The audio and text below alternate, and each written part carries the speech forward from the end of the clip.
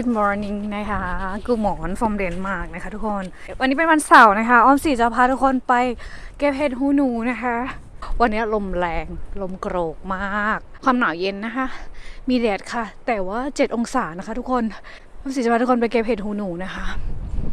เรารู้กันเนาะว่าเห็ดหูหนูอ่ะมันมีสรรพคุณทางยาเนาะเขามีสมาชิกใหม่นะคะทุกคนเขาจะบอกเนาะว่าในนี้มีใครมาใหม่เขาอยู่ในนี้ก็คือ2 ตัวนี้นะคะทุกคนก็คือวัว let's go in there ป่ะ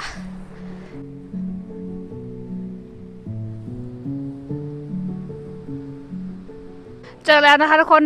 เห็ดหูหนูตรงนี้นะคะทุกคนนี่เขาแก่แล้วปะคะ this is old ไม่แก่แล้วอะ no Nester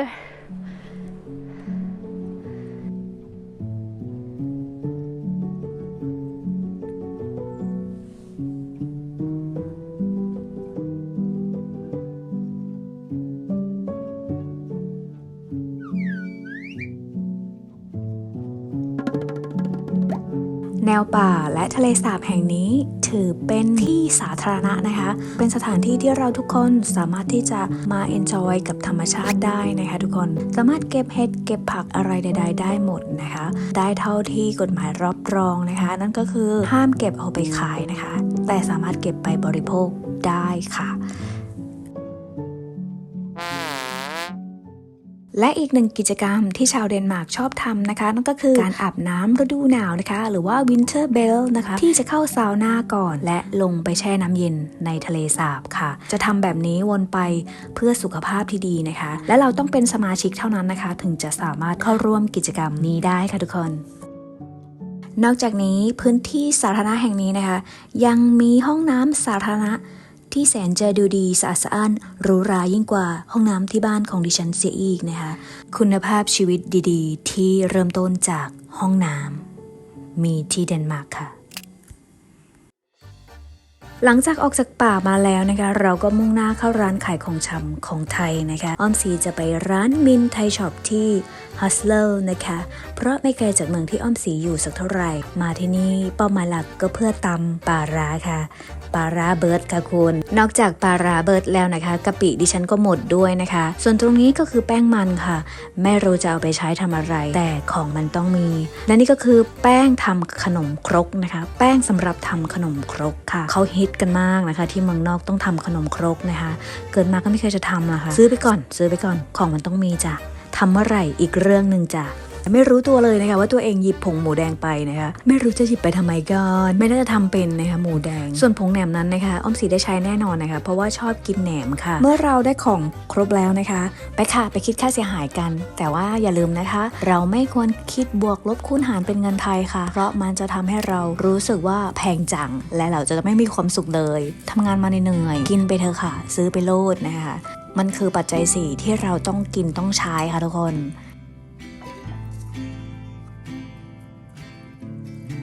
ปกติแล้วอ้อมสีจะต้องเตรียมมื้อเที่ยงไปทานที่ทำงานเองนะคะเพราะว่าไม่อยากทานอาหารฝรั่งที่เขาจัดหาให้แล้วอ้อมสีก็ไม่อยากจ่ายค่าอาหารกลางวันนะคะทุกคนแม้ว่านะคะมันจะดูดีกว่าบ้างแต่เราไม่ใช่คออาหารฝรั่งค่ะและวันนี้นะคะอ้อมสีก็ได้พริกหยวกหวานมานะคะก็เลยทำพริกหยวกยัดไส้และพริกหยวกเหล่านี้นะคะเราสามารถหาได้ตามซูเปอร์มาร์เก็ตทั่วไปเลยค่ะ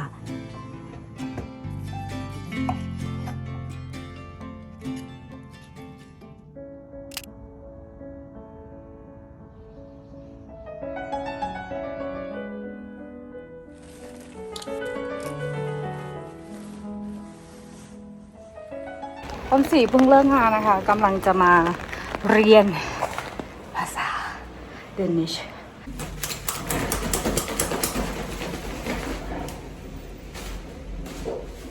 กำลังจะมาเข้าห้องเรียนนะคะ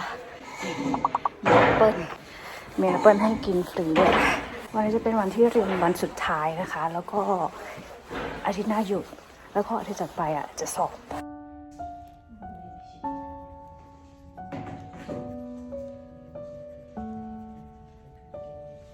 Gonna be okay.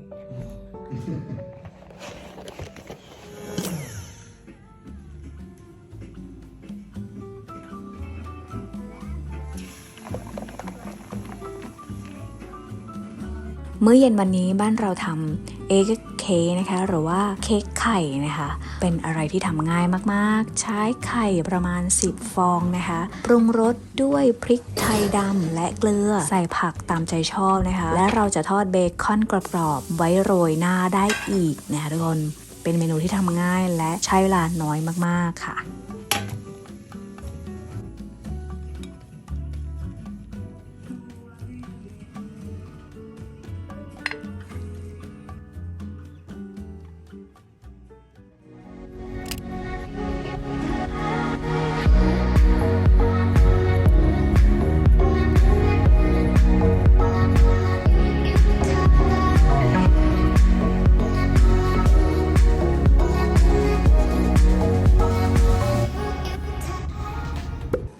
เมื่อเย็นวันนี้หลังเลิกงานของสาวไทยบ้านอย่างอ้อมศรี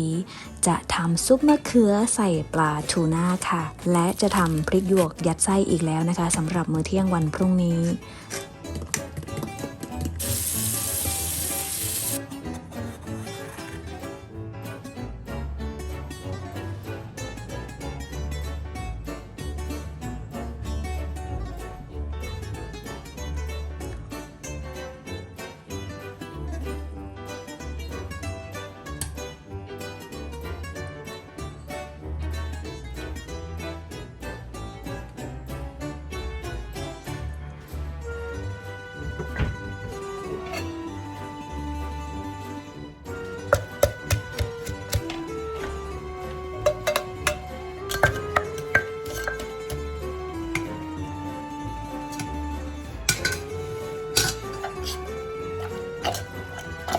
อ้อมศรีมีวิธีลดบวมจากการกินเค็มกินปลาร้ากินน้ำปลานะคะหรือว่ารสจัด What? ด้วยการดื่มน้ำเยอะๆนะคะดื่มจิบเรื่อยๆทั้งวัน 2-3 ลิตรขึ้นไปต่อวันค่ะมันจะช่วยได้มากค่ะทุกคนอ้อมศรีเป็นคนหนึ่งที่พยายามออกกำลังกายอย่างสม่ำเสมอมาโดยตลอดอาทิตย์ละ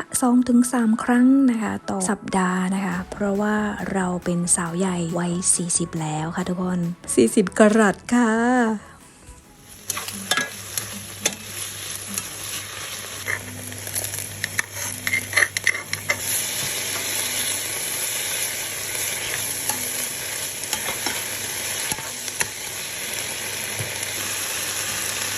และนี่ก็คือผัดผักรวมมิตรนะคะที่อ้อมศรีจะทานเป็นมื้อเย็นและจะเอาไว้ห่อข้าวไปกินที่ทำงานในวันพรุ่งนี้ค่ะ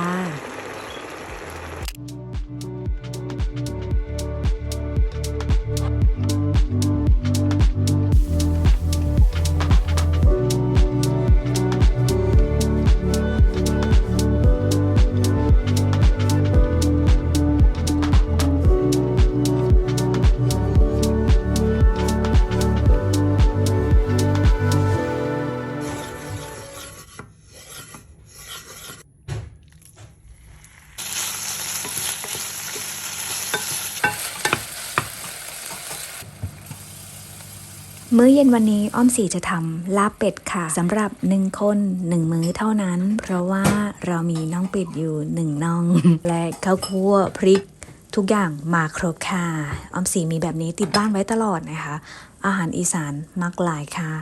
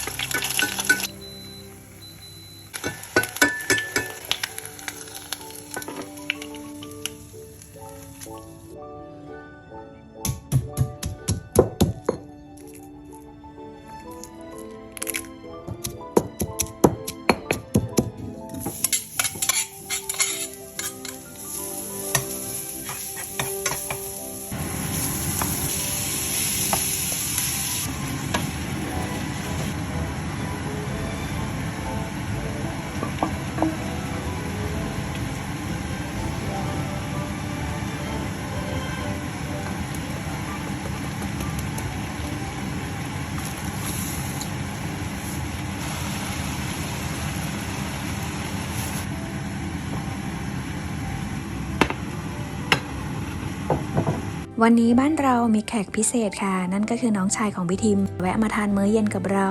และพี่ทิมขอเป็นข้าวผัดกระเพราไข่ดาวค่ะทุกคนเอาแบบเบสิกเลย โอเคจัดให้ค่ะ แต่ใส่พริกแค่4 เม็ดพอ มาค่ะ เราจะมาออกกำลังกายวนไปค่ะสาวรุ่นใหญ่อย่างเราจะไม่ออกกำลังกายก็ไม่ได้นะคะเดี๋ยวตัวฉุนะคะ วันนี้อ้อมสีจะพาไปตะลุยกินบุฟเฟ่ซีฟู้ดนะคะที่เดนมาร์กอ้อมสีจะเอาน้ำจิ้มซีฟู้ดไปเองนะคะเป็นน้ำจิ้มซีฟู้ดแบบไม่พร้อมมากๆเพราะว่าไม่มีผักชีอะทุกคนจะเม็ดผักชีเฉยเลยใช้แค่พริกกระเทียมและน้ำมะนาวแบบขวดแก้ขัดได้อยู่นะอ้อมสีจะเอาไปด้วยจะพาไปทานบุฟเฟ่นะคะไปกินบุฟเฟ่ทำกันนะจ๊ะหัวละ500นะคะหรือ 2,500 นะคะเป็นเงินไทยห่อเขาก่อนถ้าไปโหกเลี่ยราดก็จะไปเหม็นไงตอนแรกสามีไม่ให้ทำนะคะสามีบอกบ่นพาไปกินแล้วยังจะห่อน้ำจิ้มห่อพริกตัวเองไปอีกก็อยากกินเนี่ยมันเป็นซีฟู้ดมันก็ต้องสกินกับน้ำจิ้มซีฟู้ดแต่แค่น้ำจิ้มซีฟู้ดเราอ่ะมันเป็นน้ำจิ้มซีฟู้ดแบบยังไม่พร้อมไงปะค่ะ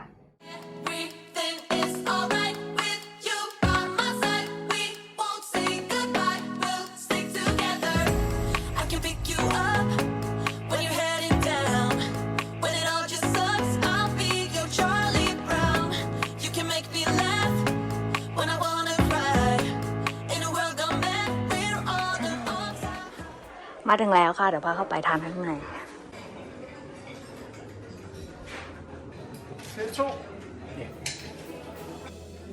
นี่ค่ะคือพิกัดร้านนะคะตามนี้เลยค่ะทุกคนส่องได้เลยจ้า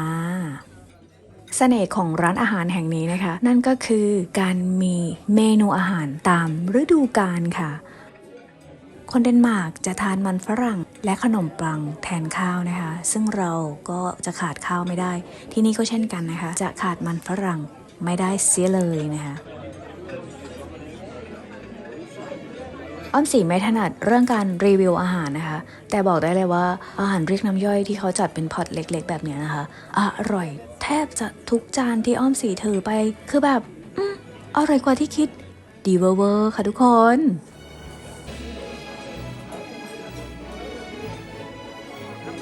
และนี่แหละค่ะคือพระเอกของเขาอ้อมสีมาเพื่อสิ่งนี้เลยค่ะนั่นก็คือ lobster พกน้ำจิ้มมาด้วยขนาดนี้ไม่กินจุกๆไม่ได้แล้วนะคะ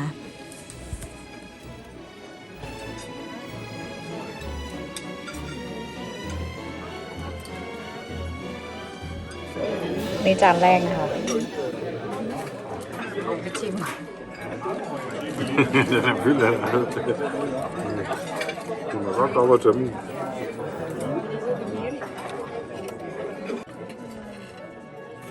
จานเล็กจานน้อยก็ไม่ขาด lobster นั้นก็ไม่พร่อง กินไปทั้งหมด 8 ตัวค่ะคุณ จุกเวอร์ Oh my god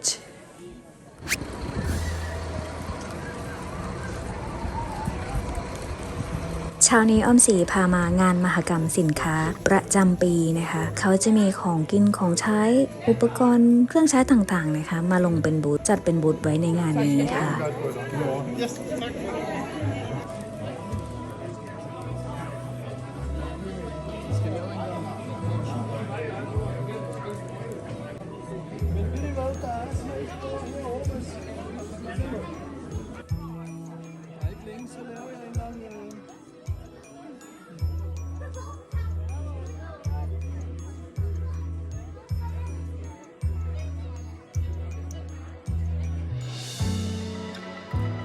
Would you like to try one? How little one? Yellow one? This one? Not small one, please. Okay. Yeah. Then there. Okay. That's all. Enjoy your day.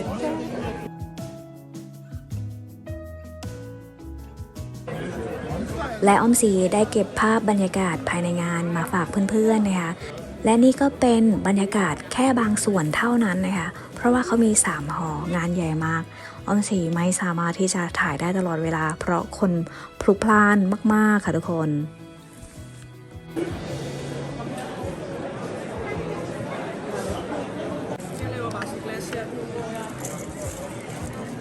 ไว้เจอกันใหม่ในวิดีโอถัดไปนะคะ ฝาก Subscribe เพื่อเป็นกำลังใจให้อ้อมสีด้วยนะ สวัสดีค่ะ